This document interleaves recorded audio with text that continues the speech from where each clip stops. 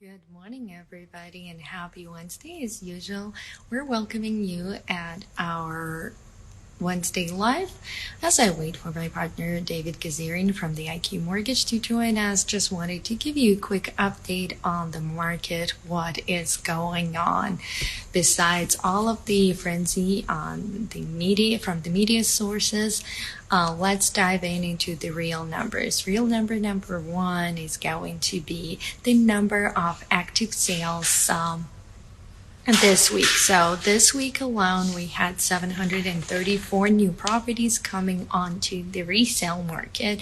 With that said, we had 670 properties going under the contract. So this is quite like the first time that we started seeing that the number of properties that are actually going under the contract is fewer than the number of new properties coming out. It means that market is gaining a little bit of an inventory, which is the excellent news for the buyer. But as you know, the interest rates are super tough right now, and they are streaming to 8%.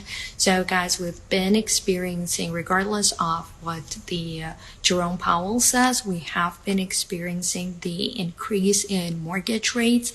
And if you are among of our listeners, if you are among of our followers, you will see that we're posting the mortgage rates actually every so often, at least once a week. You will see the interest rates in our stories, and you can notice that ever since the beginning of September, the rates were just slightly above 7%, and now we're looking at the interest rates going closer to 8.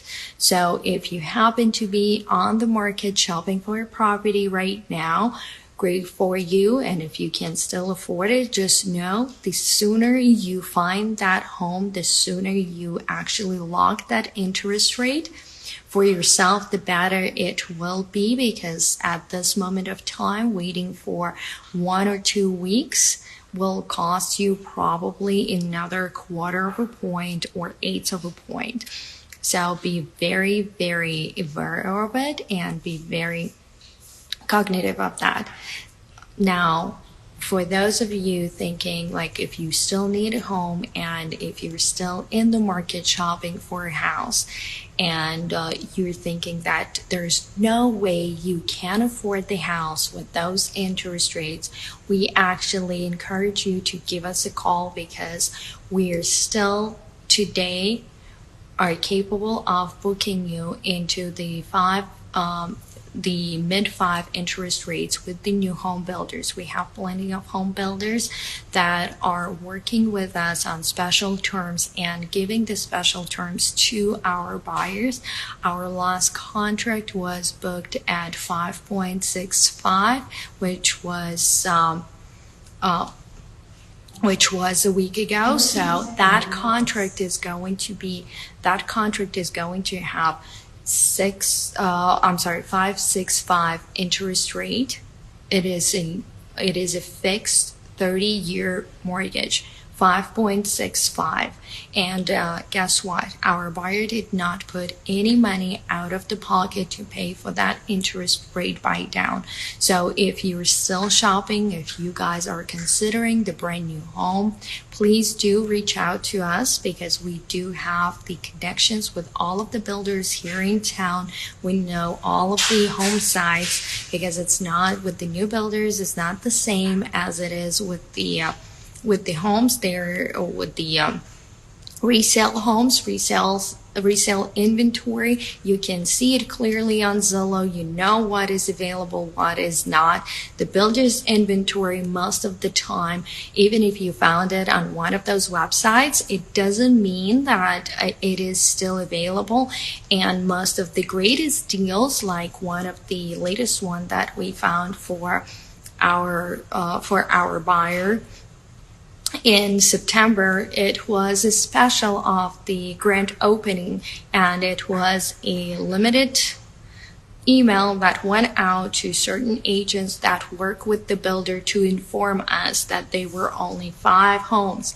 Once again, there were 5 homes with the special pricing and with this special offer. And once the builder sold those 5 homes, the rest of the community went and was actually sold on a different terms.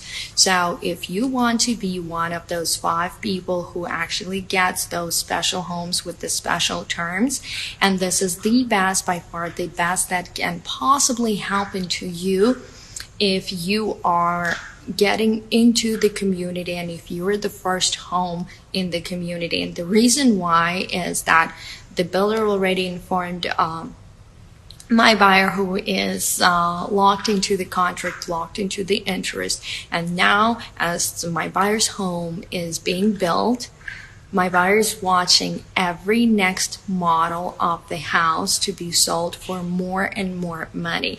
And what it means for my buyer, it means for that my buyer, even without even buying that home yet, prior to closing their escrow, prior to taking the possession, they're building the equity. And if you guys are worried, or if you guys are looking to get some equity in your homes, you should definitely be considering getting the home at the beginning, at the phase 1. There are communities that are offering the phase 1 construction. Their whole master plan communities where you can still come in and get your homes with the great pricing, with the great interest rates that are fixed and that the builders are going to pay for. So it all depends on the professionalism of your agent and their knowledge. And believe me guys, we have the connections with all of the builders.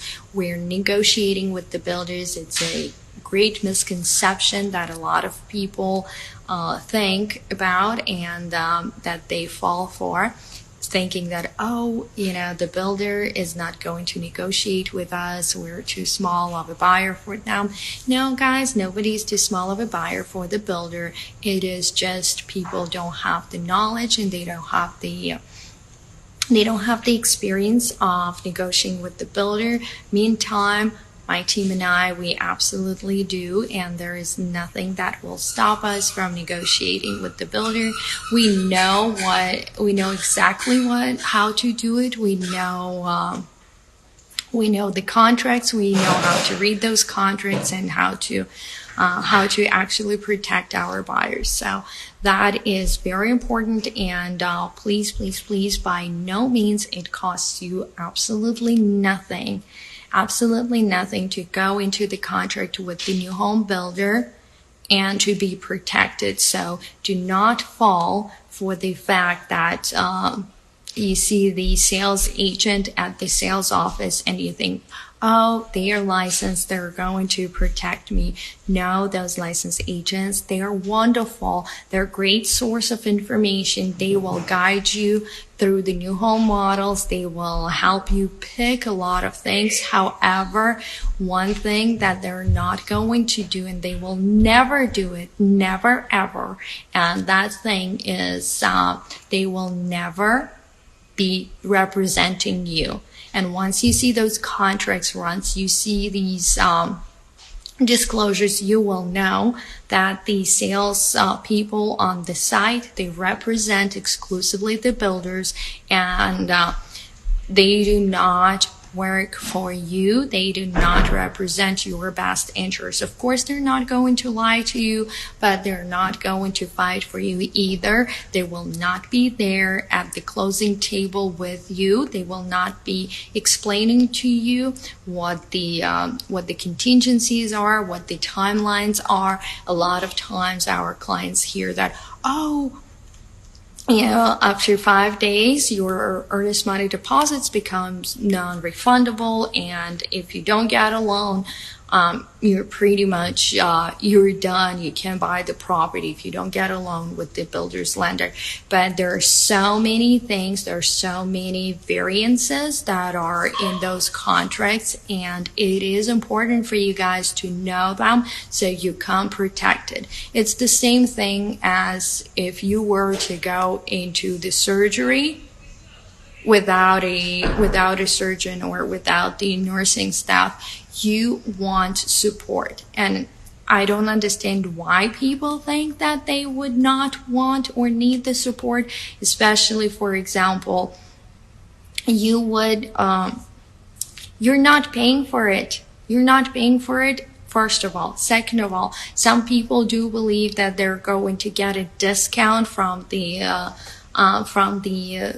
new home builder because they're not using an agent, which is not true.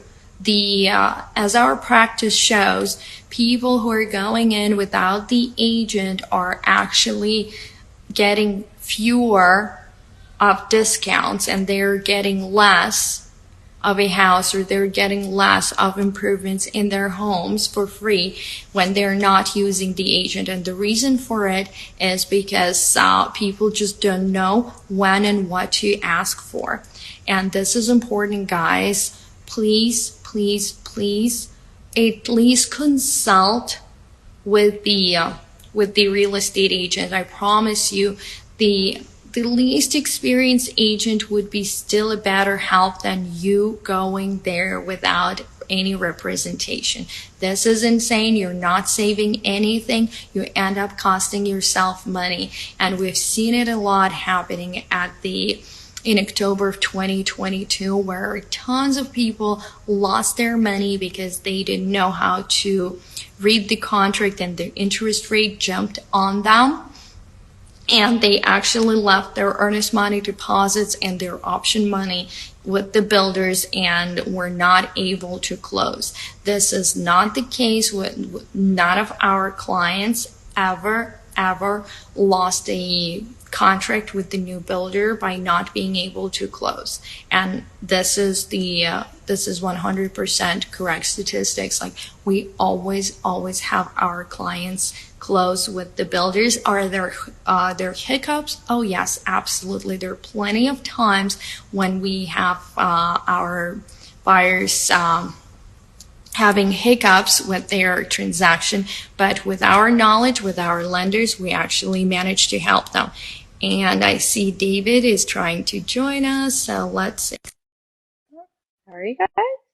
So, as David is joining us, we will be jumping in on the topic of our today's live, and the topic of our today's live is the hello, David. If you could kindly turn the camera on you. I know. Good morning. Good morning. How are you doing today? I'm all right. How are you, Alexandra? I can't see you. You can't see me? That's Nope. interesting. Nope. Huh. How did you know that I'm doing live? What's that? I said, how did you know that I'm doing live if you couldn't see me? Well, right now I can't see your portion of the screen. I can see me only. Oh. Well, let me do a little trick and go from our. I'm going to look it up from our alternative account, and for Yeah, those make sure of you you're live, and yeah, that's fine. yes, we're live. Because Awesome. for those of you guys who didn't know, but for those of you who's watching us and who does not speak English very well, or prefers Russian, I just wanted to let you know that we do have the special Instagram page for those of you who prefers to speak Russian and retains the information in Russian better than in English, and you can actually see it on the screen right now. That page is spelled out in Latin letters, DOMAVUSA, DOMAVUSA. This is the Instagram page for all of you guys who need the help in Russian and who is not comfortable with English as of right now. We're happy to help, and we're happy to actually inform you guys that both my team and David's team, we speak fluent Russian. Also, David's team has people speaking fluent Armenian, so that if this is your preferred language, do not hesitate to call us. You can be helped. You can receive quality help with, in Russian or in Armenian. Right. Yes. And David, today I wanted to talk to you, and I wanted you to help us out with the topic of the don'ts. And I know some people will say, oh, this is so basic, and it does sound basic to you and I because we've been doing it for many, many years, and we've been repeating this information pretty much to every single new client, new client. You know, you're producing this mortgage do's and don'ts list, and you're going through the thorough consultation with the clients of what they're not supposed to do if they're trying to shop for a loan. However, based on our previous experiences, we know that there are some people that the moment they start thinking about getting their mortgage, unfortunately, they do not start from the right location of getting their advice and getting their information from. They start from going to their friends, going to their colleagues, and they're discussing this topic and getting the worst of the worst advice. So guys, one more time, if you are thinking of getting a mortgage or buying a house, your number one stop should be professional. Please do not do anything like make any moves, make any steps, and follow any advice unless it is laid out to you by a professional with the experience. That's number one. And number two, you receive the explanation from the professional why exactly in your particular case you should be following a certain path.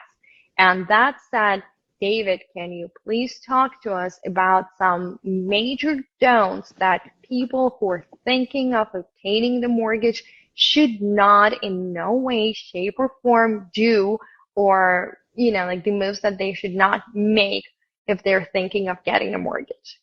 Absolutely, Alexandra. So when we qualify a person, the qualification happens before someone goes into contract. And we look at the CIA, right? Again, the credit, the income, and the assets. So if we look at your credit score, your liabilities, how much payments you have, whether you have a car payment or a credit card payment, how much money you have in the bank, what your deposits are, what your expenses are coming out of this bank. There's so much that's being analyzed when we issue that pre-approval. Well, how's your income? Are you hourly, salary, bonus, commission? How long have you been at the job? There's hundreds and hundreds of things that we take into consideration when we approve you. When you go into contract, this is when the loan happens. It doesn't, pre-approval doesn't mean, this is one of the biggest misconceptions, Alexandra. People think that pre-approval means there's money sitting around and you get to spend it. That's not the case. That just means that according to our opinion and experience, you will close a loan when you go into contract. When you go into contract, this is when we submit a loan package to the underwriter to get the actual loan done.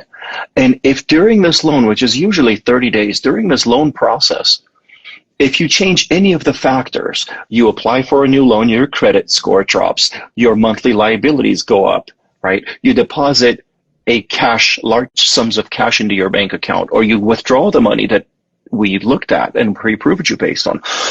You change your job. There's so many things that if you change the snapshots, the picture of what we saw and pre-approved you, you are jeopardizing your loan, that loan may not close. Your loan will close only if your financial situation at the time of closing your loan is identical to what we looked at.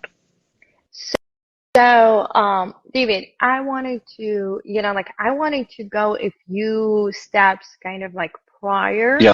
because we're talking, most people think that shopping for a loan is the same thing as, I don't know, going to Macy's, getting a pair of jeans. So the process, let's be honest, the process is a little bit more complicated than just coming to Macy's and checking out a pair of jeans. So it does take time, and it does require proper preparation. So would you say that the majority of people that are coming into your office in your, in the many years of your practice, those who are entering the door of your office or giving you a call, how many of them are ready to get the mortgage right then, right that date? If they, let's say, they submit you all the paperwork that you need, like how many of them are going to be able to qualify for the mortgage right that date? And how many of them are going to require some time to maybe? A very, very few, Alexandra. That's the truth. A very few. Most of the time, when someone applies for a mortgage, there's going to be some homework that's required. We will give them a list of documents. We'll tell them, listen, this needs to get changed. You got to pay down some debt. We got to increase your credit score. A bit more savings. Let's reduce your monthly liabilities, maybe pay down some credit cards where you'll be able to apply for a larger loan amount, especially with these high interest rates.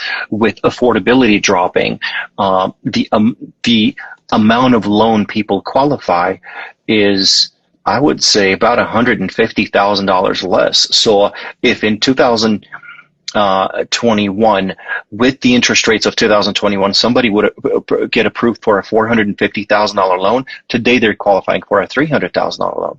That's a very different property. That's not a single family home anymore. That's a glorified condo at best in the southwest part of Las Vegas. And that changes the perspective. They're like, I don't want to live in a condo. So most people, especially in today's rate market, do not qualify the way that they envision them qualifying.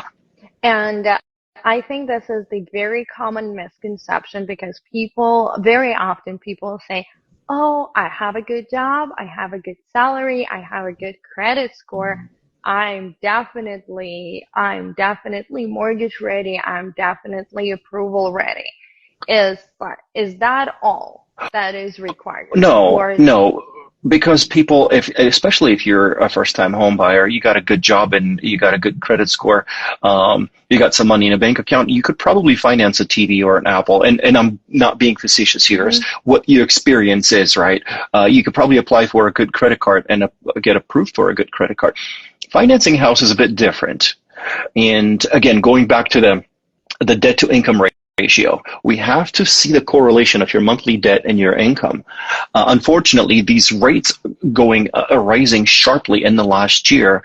Again, that $450,000 home became about $1,000 to $1,200 more expensive per month.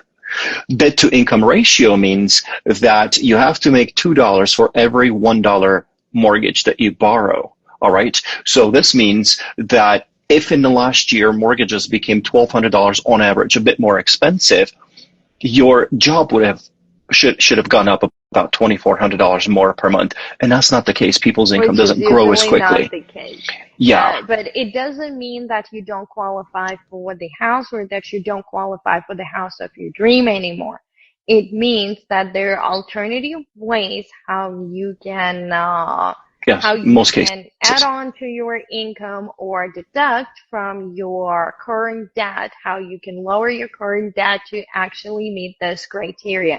And this is exactly what I would like to talk about on this video. So as you always say, CIA, credit income assets. So when it comes to credit, guys, what are the biggest don'ts that we're not going to do with our credit let's say, guys, the minimum that I would say is like 6 to 8 months before you're thinking of mortgage. Like the longer you, like the more time you give yourself to prepare for the purchase, the better it is for you. But you know what? Like whenever it is, the sooner you start, the better it is for you, the better it is for your, like the better chances of getting a mortgage sooner and with the better terms it will be. So when we talk to credit, what are the major don'ts for the people who are shopping for a mortgage or looking to shop for a mortgage in the nearest future? What is going to affect the credit? Number one is adding more debt. Obviously, you don't want to add more debt. That will drop your score. That's an inquiry. That adds more debt. That adds more liability, and more liability means less mortgage. Because again, we look at the correlation of your income and your liabilities. The more your liabilities, the less loan you get, unless you can immediately increase your income, which is not going to be the case in the real world. So, plus the number one thing also, Alexandra, would be, obviously, this goes without saying, make sure that you're not late. Make sure you don't have any collections. Make your mortgage payments on time, because it's actually happened once someone went into contract and credit score dropped. So maintain what we've seen. Maintain your credit score. Maintain your monthly minimum payments. So in order to maintain my credit score as a consumer, in order to maintain my credit score, I shall not acquire any new debt. I should not go into the banks and apply for any new debt. So, a lot of people think that, oh, I'm going to apply for this credit card, but I will think if I will get it or not. And this is a common misconception, because the moment I apply for that credit, whether I took that credit card out or not, David, what happens to my credit? Well, you added an inquiry, which is inevitably going to drop your score if it's a credit card inquiry. And maybe you were bordering on 700. Now this inquiry dropped you down to like 697 or whatever. Okay, now that's a different interest rate. Different interest rate, possibly higher interest rate, means lower loan amount. So everything is so correlated that I usually tell people, because obviously they have the freedom to do what they want. It's their finances, Alexandra. But I tell them, listen, our goal is to build a relationship with you. Our goal is to earn your next 3 mortgages, not just this one. Talk to us. Talk to us. This is not just that one conversation that we're having or consultation. If you want to buy that iPhone or if you want to buy that car, talk to me before you do that. What's the payment going to be? And people do. If we do enough work with clients up front and educate them, they do. They call me, David, I need to buy a car. My daughter needs a car. I need to co-sign for her. There's no way she cannot get to work. We're like, all right, what's the payment here? All right, so that's the payment amount. What can we do to negate this? Can we get this loan amount? Can we pay down this credit card? Talk to us so we can plan together. Versus, again, my biggest pet peeve is builders and their lenders. I just had a client, we qualified him back in April, and he was good. And this was in Reno. He went into contract. The loan officer went into labor in June, did not touch the file for 3 months. Come September, they're telling him your loan's getting declined. You're not going to get this house, but the house is ready. And no one had told him what to do. So he had gifts which he deposited in his bank account. He had applied for new credit cards. He had changed the job. No one had told him what to do. He had done zero, nothing wrong. Yeah. Well, he just had no clue. When I told him, like, you shouldn't have done this, you shouldn't have done this, he's like, David, how would I supposed to know? I'm like, well, exactly. And not your fault. This is not something that we expect the consumer to know, guys. You can be as educated as possibly, as you possibly can. There is a lot of information that's floating around right now in the internet, which is wonderful. But what most people don't understand, they don't understand the amount of points of data that goes into your mortgage application when you apply for one. The most common thing is when people come to me and they say, my application, whatever it is. It could be their credit card application. It could be their Credit Karma or any of those consumer websites. They're saying my Credit score's FICO 800. score, my FICO score, my credit score is 800. David, why do you see different score? So the most popular credit score, consumer credit score application that we have on our phones is Credit Karma. I like it, but it's free. It gives you a free credit report once a week, so it has its utility, and there's a way to use it. Very often, when I'm meeting with a client face to face, I'll have them pull out your phone, open your Credit Karma. There's things that I want you to see, I want to show you, and it's a part of your homework. But Credit Karma uses what's called a Vantage score. Now, nobody uses Vantage score except Credit Karma. Mortgage lenders, mortgage bankers use FICO 245 specifically, right? There's other FICOs. There's about 9 different FICO scores. So you look at FICO 245, you generally don't have access to them, so a loan officer would. So if you want to know what your true score is, let me know. We could do a soft credit pull. We don't charge clients for it. We eat the cost. We could do a soft credit pull and see what your FICO score is. And I can't tell you how many times when someone says, David, I'm teetering between 620 and 640, but that's enough, right? I could get a house. I'm like, oh yeah, but I know that's not going to be the case. And you pull a credit, it's like 560. You gotta use Credit Karma and the likes, but only for your to see your accounts and history and all, but not necessarily the score. Okay, and you mentioned something that is very important, I think, to point the attention to is called the soft credit pull.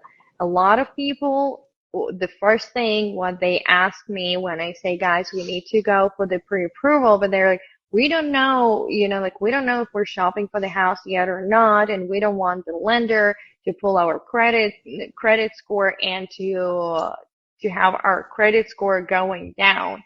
So talk to me about the soft credit pull, what it is, and why people should not be scared, and when the actual credit score pull is happening for the consumer. Soft credit pull means that your credit's not going to drop. Most people, and I love this, by the way, Alexandra, if somebody says, David, I don't want you to pull my credit, it means he's protective of his credit. It means it matters to him. It means he has protected and I know that it. You guys respect it.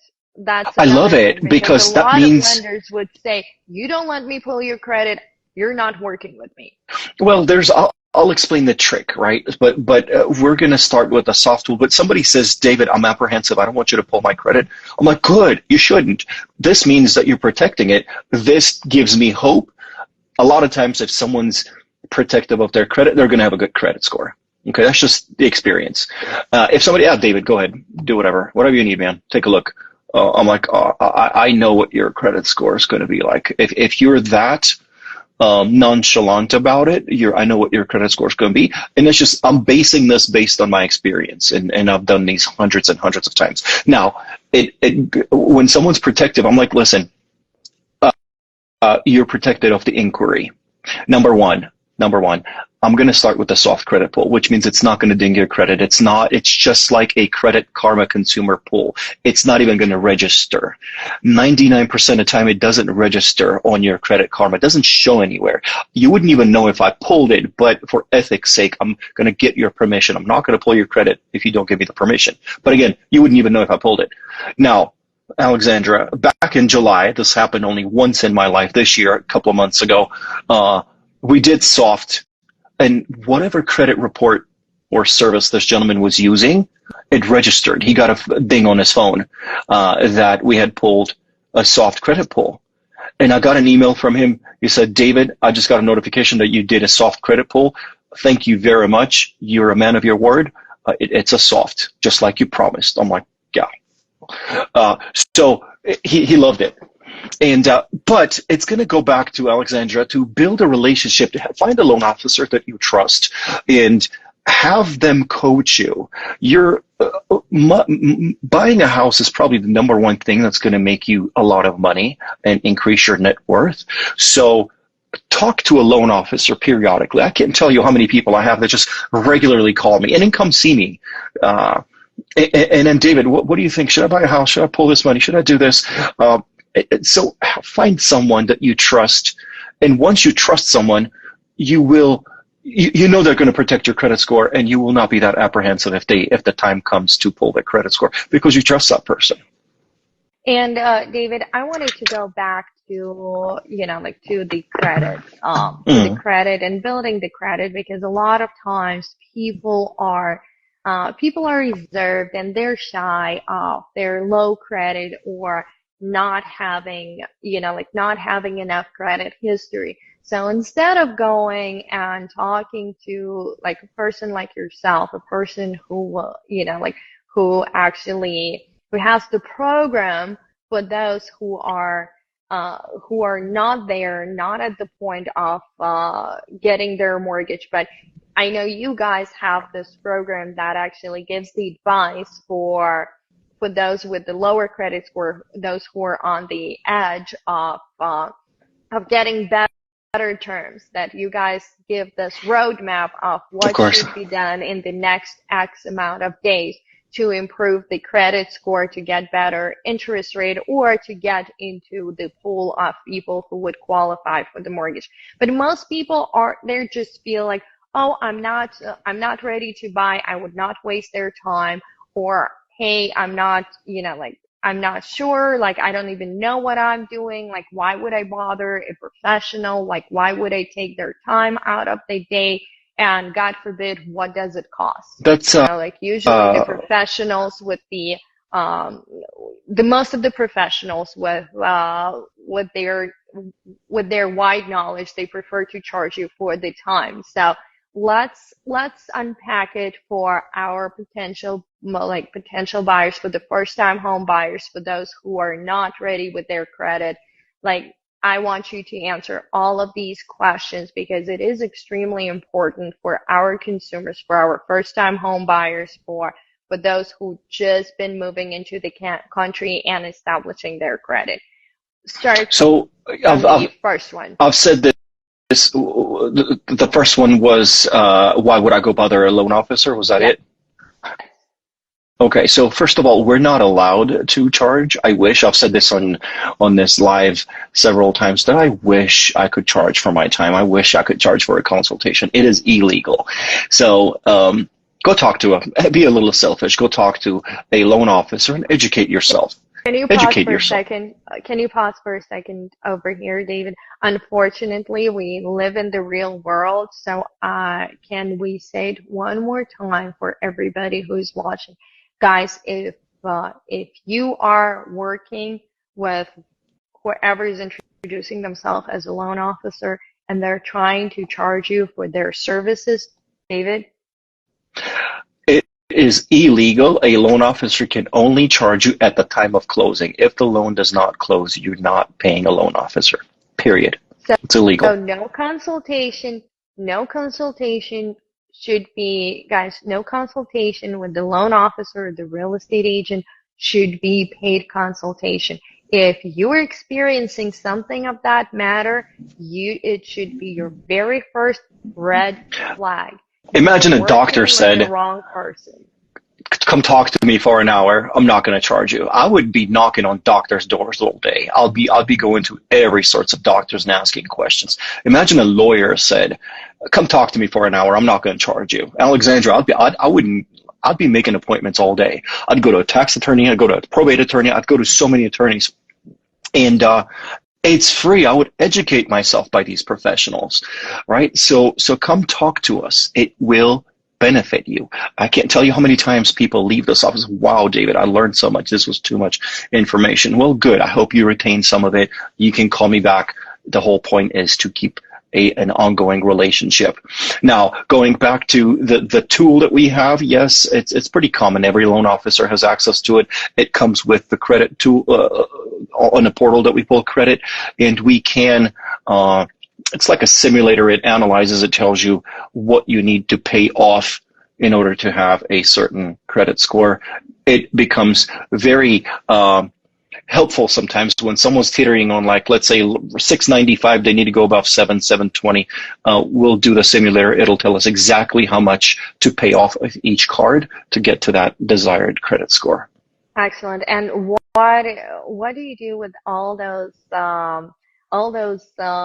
friends and family who are saying, oh, like you should probably get a couple of credit cards before like before you get a loan, because they like it that you have a couple of line of credit.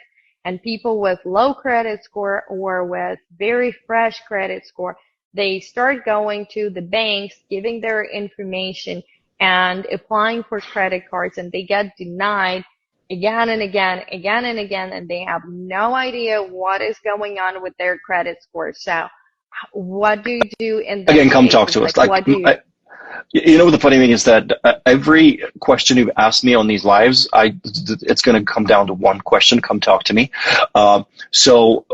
You need a credit history, obviously, to purchase a house. You cannot buy a house with zero credit history. It's just not realistic. So you and I have had many clients that have just immigrated to the country in the past year, especially from Ukraine, and they haven't had a chance to build a credit yet. And again, for those people, I will tell them, go get a couple of secured cards, and I'll tell them exactly how to use the secured cards. Most people have no clue how to use a secured card properly to make sure that it's unsecured. Then that $300 card becomes like a $10,000 unsecured card. You have to do steps properly. It's always going to come down to come talk to me. There is a find out what you need to do. And go do it. There's a right way to do it, and there's a wrong way to do it. So when you guys hear that you need a credit card or what is called a line of credit, there is a right way to do it and there is a wrong way to do it. So doing it the right way is going to propel you and your credit score to the opportunity and to the greater opportunity, to the higher lines of credit, and to the ability to apply for a mortgage and get a mortgage sooner in your life. I'm going to say something. Without, I apologize. Go ahead, Alexandra. Doing it without knowledge and without the proper guidance, you guys can dig yourself into a big hole. Because I know of a lot of people who keep on walking into the banks and keep on getting those denials, and they collect those inquiries on their credit reports. And guys, just to let you know, that inquiry is going to stay there, 12 months? 120 days in our case. Usually inquiries stay on your credit for 2 years, but for mortgage purposes, for the type of credit that we pull, we only look at the last 4 months of inquiries. Yeah, so guys, it is you got to do it in a right way. If you want the benefit, you have to do it in the right way. And I'm sorry, David, you wanted to say something. I did, and I'm going to say this with extreme humbleness, because it's easy to sound cocky, and I'm not, I promise. When you say there's a right way to do something and there's a wrong way to do something, every time I do a consultation, I'm with a client and somebody says, I heard or I was told, when a conversation starts like that, give me a piece of information, it's always wrong. I mean, I haven't seen an exception to that rule. It's always wrong. So there's a right way to do it, and there's a way that your friends tell you to do it, and that's going to be the wrong way. Most of the time, unfortunately, it's just, just like that client you and I had that wanted to buy a house, and she called me. She's like, David, I decided to buy another car. I'm like, why? She says, because a friend of mine told me to buy a car. And my question was, how many houses does your friend have that gave you such an advice? She said, my friend has no houses, but she just bought a car. I'm like, okay. So your friends are going to give you an advice only based on their scope of knowledge. And unless your friends are in real estate or mortgage industry that they know exactly what they're talking about, they might not be a good source of advice. Because guys, any advice where it comes from, and the reason David and I are devoting an hour of our time every single Wednesday for those lives is because we are experiencing it as the like as another wave of pandemic, it is the flood of those absolutely useless advices and hurtful advices that are floating around, and they're giving to people. They're giving to people off the Instagram, off the TikToks, and all of those so-called professionals who have no experience and no knowledge of their, behind their shoulders. They put some, they put some data into the chat GPT, and then they're trying to transmit it into the Instagram just because, just because chat GPT gave you that, information. That's illegal. You're breaking the law if you're using AI, because I've been using ChatGPT and Bard, Bard being the Google's AI. Mm-hmm. This thing is just crazy. It makes things up. It produces things out of thin air. Correct. And that's the thing. But the consumer, unfortunately, does not know the difference. And what is even least fortunate is that a lot of times when, when you see a person with a lot of followers on social media who is giving that advice, they have no idea. They did not go through the ethics classes, and they did not take the continuing education every year as you and I do. So they have no idea that it is illegal to put the inquiry of that sort into the chat GPT and then transmit the advice through the internet to anybody who would listen.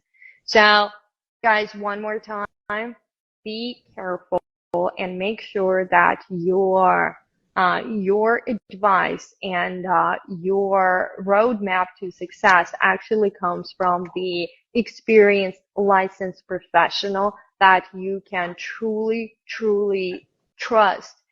Here's the a number of funny story. And the number of viewers is not the trust.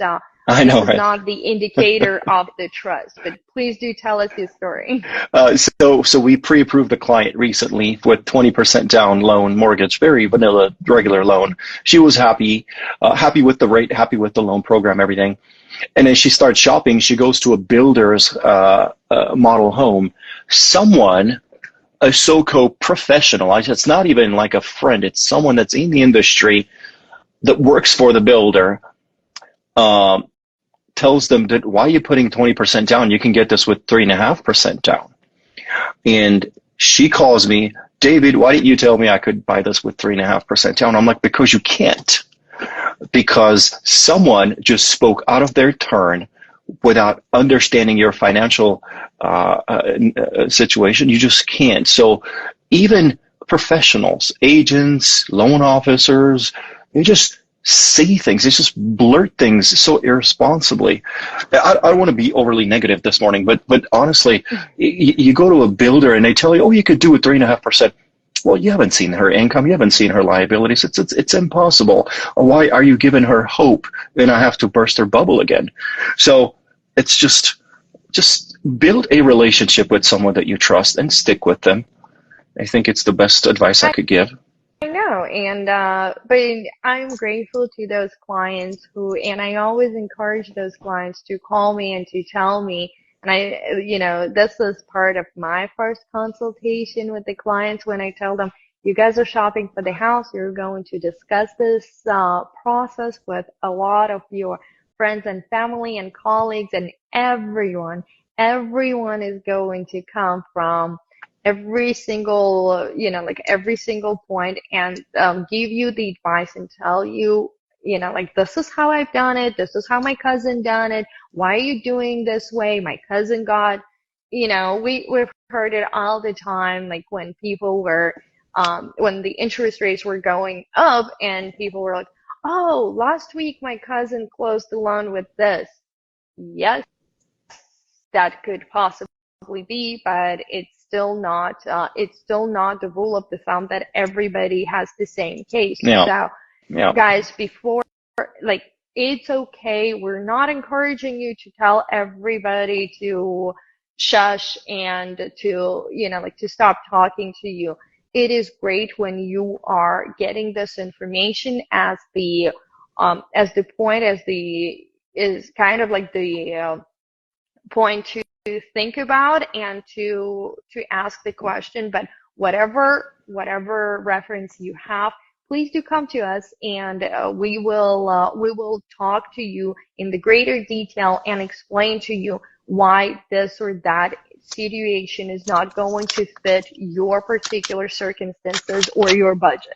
That is very important. So also, what is very important for all of our listeners when it comes to the credit, and I think today we're only going to cover the credit part of don'ts. So do not close any accounts. David, why is that important? Well, if you close any account, first of all, your credit may drop. Now, going back to desktop underwriter, this is an electronic system that the government has. Fannie and Freddie Mac, Fannie Mae, they maintain an electronic portal that does issue your approval. Okay, you don't have a mortgage if we don't have this electronic underwriting approval. If your credit rating, credit strength drops, and mortgage score is only a part of your approval. Mortgage score is not necessarily, you could have a 800 credit score, but not enough account history, length in your accounts, number of your accounts. So if you do close one of these accounts, you just killed all that years of history, and that may cancel your approval. This happens, again, pre-approval before going into contract doesn't mean the bank will set aside $400,000 and wait for you to spend it. Pre-approval means that you, as of this moment, have an underwritten approval based on what we saw. If you go ahead and cancel this credit card, then that pre-approval very well may get canceled as well. This happens all the time. A client's in contract, underwriter calls us or emails us, guys, the approval dropped. I can't get an approval anymore, electronic approval, because so-and-so did something. So try not to make any financial moves when you're in contract. If you have to make them, give me a call first, text me first. And I remember the situation years and years ago. So we had this couple, and the husband had the business. He is in trucking business, so he has a company that actually that runs the trucks, like the transportation. And he had several trucks purchased for the business. However, those trucks were purchased a while ago, and yes, they were the company property, but they were all secured by his personal credit. So at the moment when we started the application, he had 5 or 6 trucks, and he had them for a while. He had them for, I think the most recent one was for 2 years. And we go through the process, and a week before closing, the loan officer calls me, and she is going ballistic, and she tells me that he just bought another truck. And when I'm talking like person buying a truck, at that point of time, that truck was worth, I believe, like $150,000 or $160,000. And she And the $2,500 payment per month on his credit, you know. Yes. And what happened at that moment is that, and the husband couldn't understand how was he wrong and why he would not be able to close on a house anymore, because he already owned 5 trucks before. And he said, but it is for the company. So we had to explain it. David, how would you explain the situation to that husband? So here's what I do explain to people, and I can't tell you my exact words. Basically, what we're looking at on your credit report, try not to make any changes. If you have to make any changes, let me know. And we say it a couple of times. There's an automatic email goes out. It's in some templates. We do try to drive the home several times, and it tends to work. But Alexandra, you gave me a great point to talk about. Which is Again, I'm going to get nitty gritty here. It's the UDM. UDM means undisclosed debt monitoring. When you go into contract, okay, there's a service. We pull your credit. When we pull your credit, we upload this credit report. It's got a code to the bank. The bank has your credit report. Most people think my credit was pulled. No one will find out if I apply for a credit card, if I apply for a car. Well, guess what? There's a UDM, ongoing UDM, all the way till the closing of your loan. And if there's a credit inquiry hitting your account, the bank knows. It could be the very last day of your mortgage closing. We're at the signing table. If a hit registers on your credit, an inquiry, the UDM is going to trigger, and the underwriter is going to stop the loan, and we're going to try to find out what it was. So the bank will monitor your inquiries all the way till you get the keys from your agent. Not a good idea to sneak around and apply for something after you've been pre-approved. Never a good idea to try to trick the bank, to try to trick while you're going through the loan. No. You know, I will tell you that most of us, what happens to most of the consumers when we already know which house we're getting, we got the appraisal, we got the loan approved, you know, we're so excited, and here comes the big holiday comes around. What do we have? Columbus Day on Monday? So yeah. what is going to happen to all of my consumers? And all of them are getting a call. Like, I kid you not. All of them are getting a call or a text message saying, guys, I know it's going to be Columbus Day sale in all of the shops, especially the furniture shops. And most of my consumers are they're already living mentally in that house. They're already shopping for those couches and bedroom sets. And they're already shopping for those appliances, that fancy refrigerator that they have always dreamed of. And I keep on telling them, guys, I know you're going to get hit with this Columbus Day special, Labor Day special, whenever you are in the year. You're going to get with this hit with this special, but before you go and shop, here's what we're going to do. If you went looking at that furniture, those refrigerators, whatever it is, what are you guys going to do? You're going to take $100 cash out of your credit, and you're going to secure whatever item, whatever expensive item you're looking at, and you're going to make an agreement with the store clerk that the item will be purchased, that it will be on hold until you close, until you actually receive a copy of the signed deed from your realtor confirming that you purchased the house. And that moment you can call the store and give them your credit card information and purchase and complete the purchase of that item.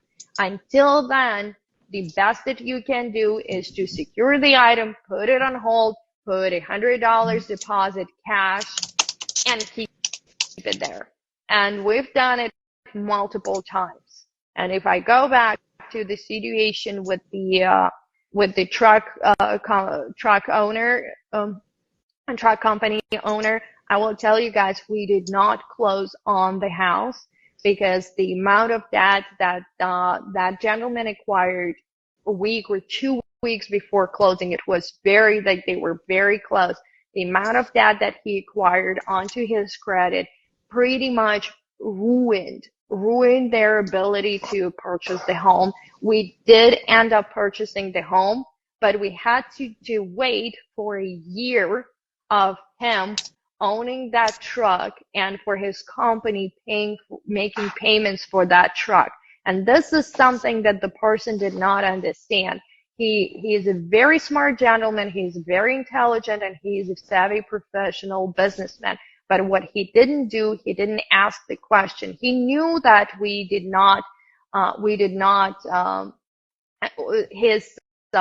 the previous 5 vehicles that he owned in the company, they were not calculated. The debt for those, the payments for those vehicles were not calculated against his credit. So to him, it was pretty logical that if the vehicle is used for the company purposes, that this is the conclusion that he arrived to. If the vehicle is used for the company purposes, he's not going to get it against his, like it's not going to go against his debt to income ratio. And David, can you explain why it went and why the other ones didn't go? And why did we have to wait for a year of the company paying off for that truck before Absolutely. we could go through the mortgage again? So there is the little loophole in the guidelines called, what's it called, Alexandra? It's called contingent liability, which means that if some other entity other than yourself keeps making payments on that liability that's on your credit report, it has to be 12 payments consecutive, no lates. We can ignore it. So for that reason, my cars are under my businesses and they're being paid by the businesses. And even though they're showing on my credit, I don't get hit. So it's the habits that you place in and build the habits, and you just stick to them. So yes, I tell every single business owner, starting from today, all your cars are being paid from your business account. It's so easy, but yet so effective. And the same rule applies to when you co-sign for a mortgage, guys. But once again, you need to know before you make any of those moves. If you're shopping for your own home and you're co-signing for somebody else for their car, for their mortgage, be very careful. Before you do that, talk to a professional and know that being a good friend, being a good relative, and co-signing can cost you the whole year of waiting on your own needs, on your own purchases. And that happens more often than you can imagine. So if you're engaging in any activity that can possibly go onto your credit report or go in as your debt on your credit record, before you make that move, you need to know to talk to a professional. And I think that this is what I would want to leave our viewers today with is those little don'ts. We're going to list them in a shorter